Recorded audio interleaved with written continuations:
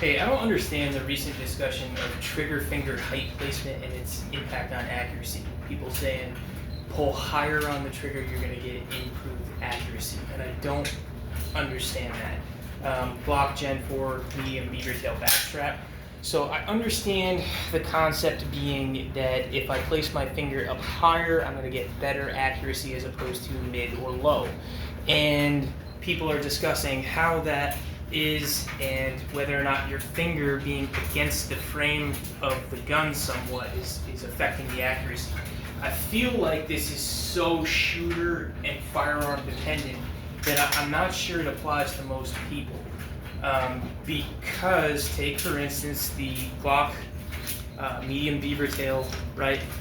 With this gun, you'll notice when I go to build my natural grip, my finger is against that frame to achieve a high trigger finger placement.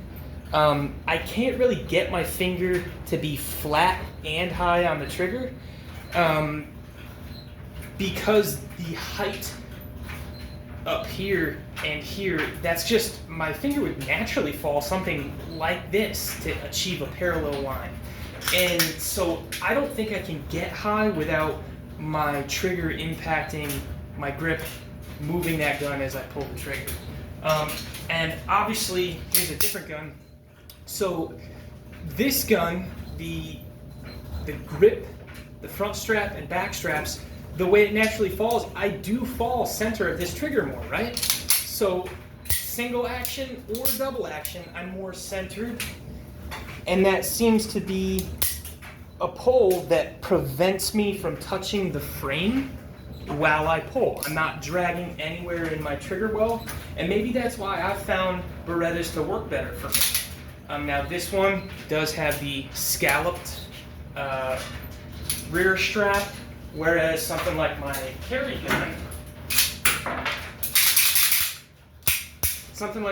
gun has a standard M9 frame that is not scalloped, but it achieves the same thing.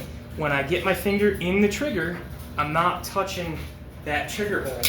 And so for me, a centered up trigger works great, and to be high on the trigger can cause rub. Now when we start getting into something like this with a sliding trigger,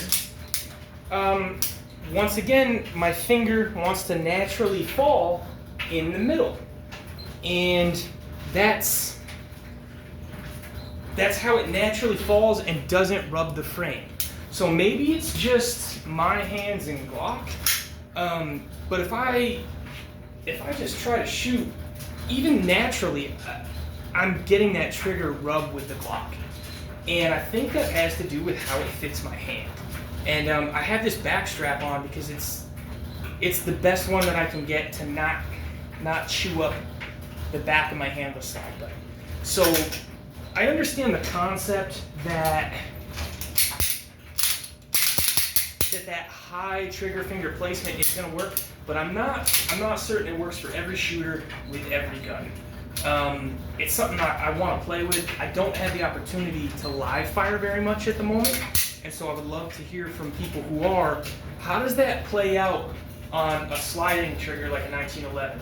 How does that play out on a double action, a single action, and with different grip geometries? Because I feel like certain grip geometries, that high trigger finger placement, you could get away with it with a sliding trigger like this that's super easy, per se. Not easy, but you get what I mean, it's forgiving. But I'm not sure that would be the case for everything. And obviously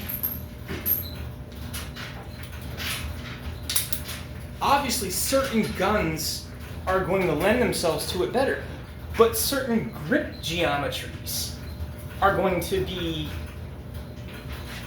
impacted differently than others.